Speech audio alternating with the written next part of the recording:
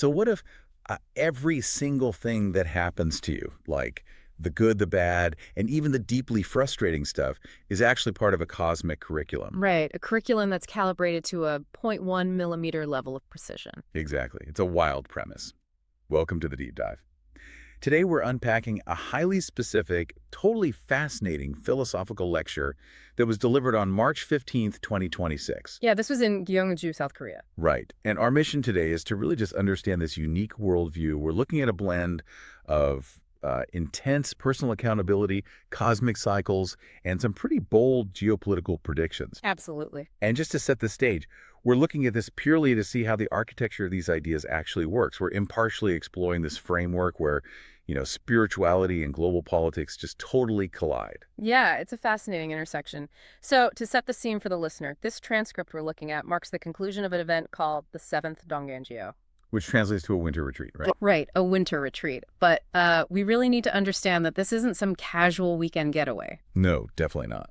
In this tradition, a winter retreat is this intensive, months-long period where practitioners basically isolate themselves to study. Wow.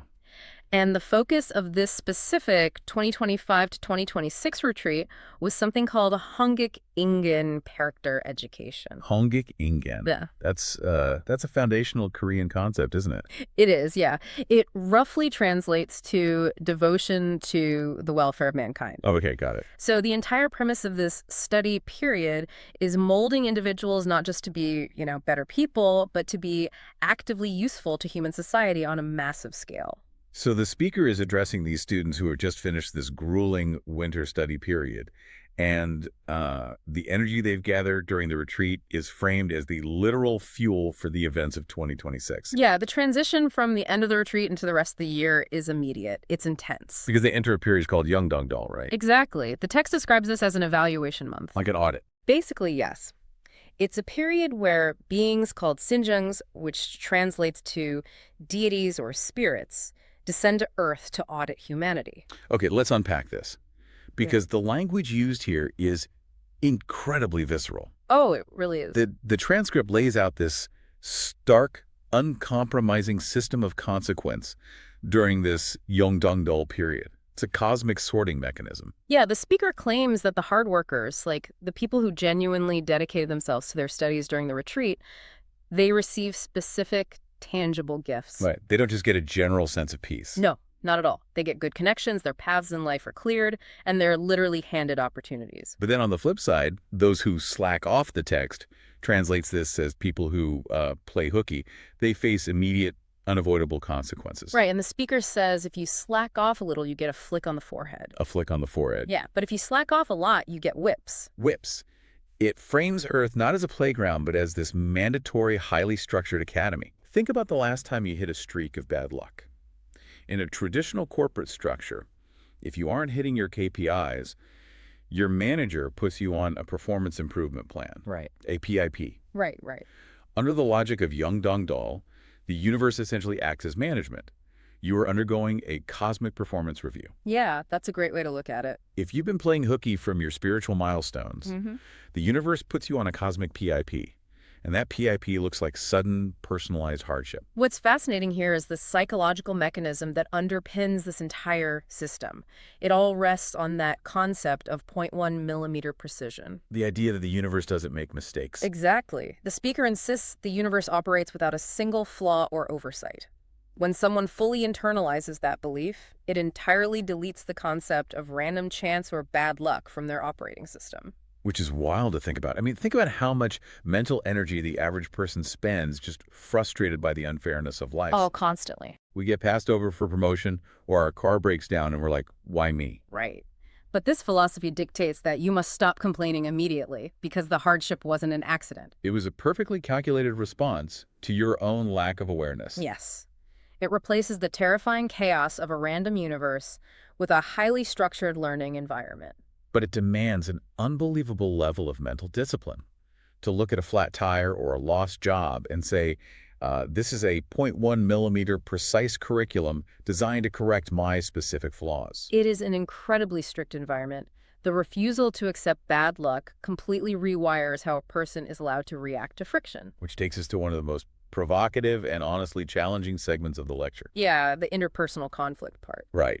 This concept of flawless cosmic precision is applied directly to how you handle other people.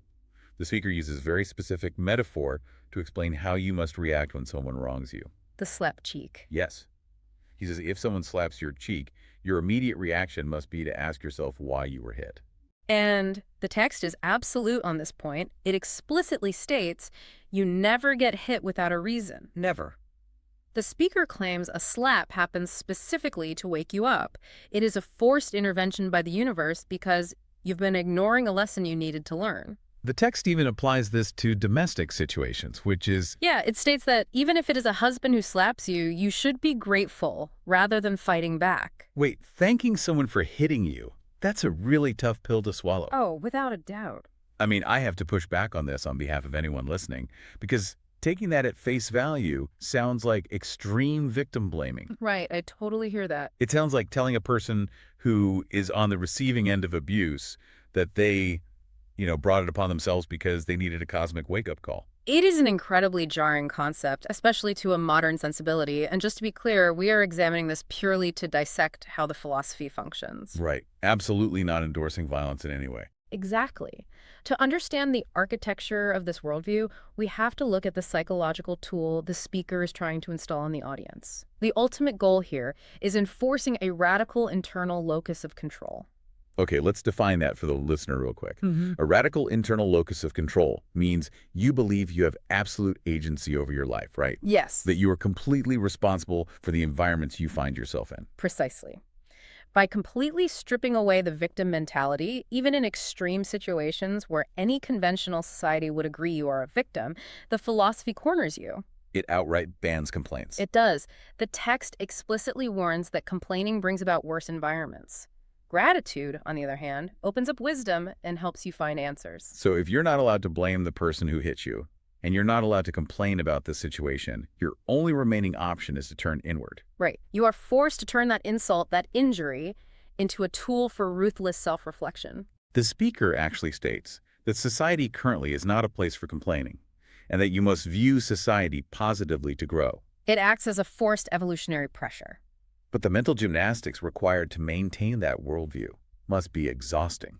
Oh, I can't even imagine. I mean, if you doubt the 0.1 millimeter precision for even a second, then a slap is just a slap, and the whole philosophy collapses into cruelty. Exactly. You have to maintain an ironclad belief that the universe is a perfect teacher. And that ironclad belief isn't just for personal development.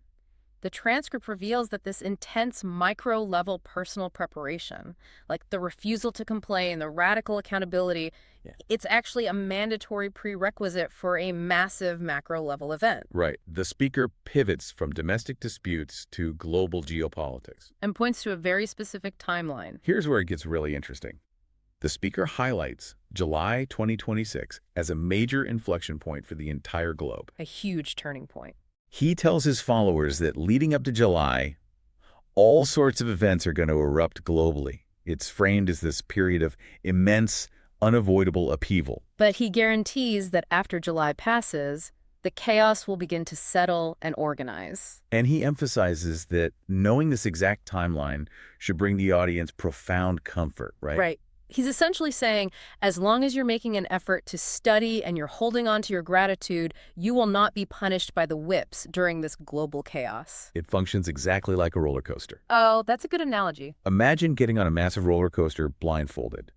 You have no idea what the track looks like.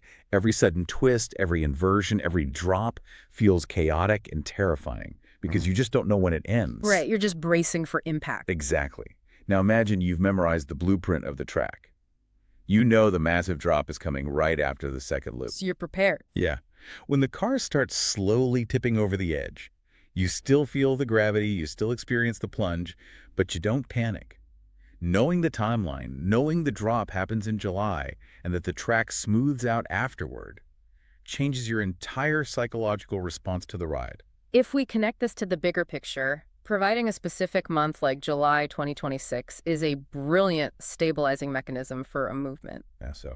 Well, it shifts the followers from a state of generalized anxiety about world news to a state of calm, detached observation. Because if they panic and complain about the global chaos leading up to July, they're violating the core rule we just discussed. Exactly. No complaining about society. It creates a perfect closed loop of logic. It really does.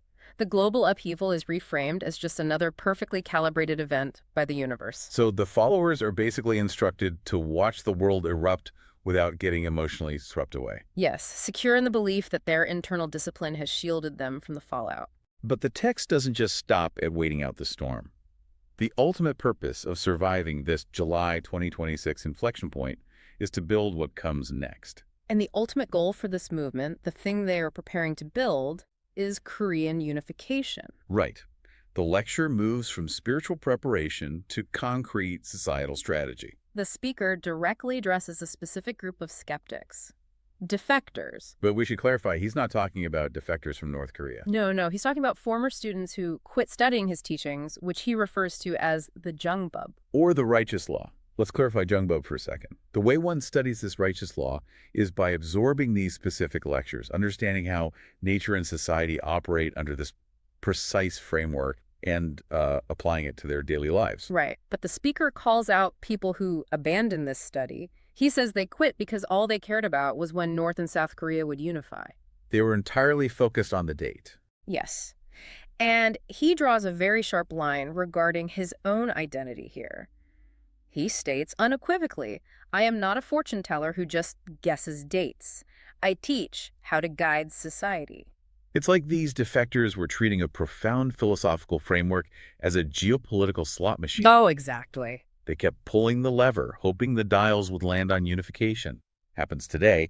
And when the machine didn't immediately pay out with a unified peninsula, they just walked away. Well, the speaker insists that unification is inevitable. He claims the time has essentially come, but it's experiencing a slight delay because specific environmental conditions haven't been met yet.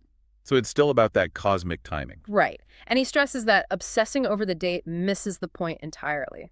The method of unification is what truly matters. He frames South Korea as the most hopeful country in the world, right? Yeah, the one responsible for leading this massive, delicate transition. This connects perfectly to the idea of radical accountability. You can't just sit around waiting for a magical date to fix geopolitics. Just like you can't blame bad luck for your personal problems. Yeah. You have to do the work. You have to do the work. And the speaker proves they're doing the work by dropping a major announcement at the end of the lecture. Right. To prepare for these post-July societal shifts, the movement has drafted 3 massive reform books. He notes that political reform and labor reform have already been released to the public. And then he announces to the audience that just moments before the lecture, he was handed the completed manuscript for the religious reform book. Literally hot off the presses. Yeah. He actually describes it as piping hot and urges his followers to study it and share these blueprints. This raises an important question. Oh, wait. This raises an important question about the fundamental nature of this movement. Yeah, go ahead. We see a massive tension between predicting the future and actively building it. Right. On one side, you have a cosmology of 0.1 millimeter precision, a universe that operates on a predetermined schedule with a global turning point arriving in July 2026. And on the other side, You have a leader who isn't just telling people to meditate. He is literally drafting policy manuals for politics, labor, and religion. think about why it's those 3 specific pillars, too. Politics dictates how we govern and organize power. Labor dictates how we survive, how we exert effort, and, how we build infrastructure. And religion dictates our spiritual compass and our ultimate purpose. Exactly. By drafting reforms for these 3 areas, the movement is attempting to rewrite the entire foundational code of a society. They aren't just bracing for the roller coaster to end. No, they're showing up with blueprints to build the theme park that comes next. It demonstrates that the spiritual teachings, like the winter retreats, the Yeongdongdol evaluations, the refusal to complain, they are ultimately practical tools. Formative tools. Right. They're designed to forge a population disciplined enough to execute these massive political, labor, and religious reforms when the global structure actually shifts. It's an incredibly sweeping vision. It really is. We started this deep dive looking at a very intimate, isolated moment. Students finishing a 100-day winter retreat focused on character education, only to immediately face a cosmic performance review where deities measure their effort. Yeah, we examined a highly demanding, highly controversial philosophy of radical accountability, a worldview that demands you find the lesson even in a slack cheek, entirely stripping away victimhood to force internal growth. And then we looked at how that personal discipline acts as armor for a predicted global eruption leading up to July 2026, shifting the mindset from anxiety to calm observation. And finally, we saw how all of this preparation culminates in a geopolitical strategy.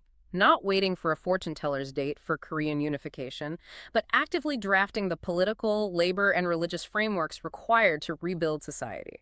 So if you are listening to this right now, I want you to think about how much of your daily life you write off as random, annoying chaos. Yeah, the traffic jam that made you late, the spilled coffee, the difficult conversation with a family member. How often do you just blame bad luck and move on?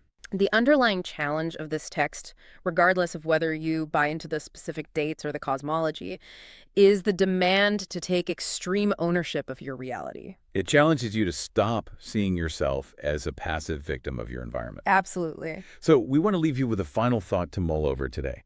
If we borrow this framework for just a moment, if the universe really does operate with 0.1 millimeter precision, and absolutely every hardship, big or small, is a flawlessly tailored curriculum designed specifically for your personal growth, Yeah.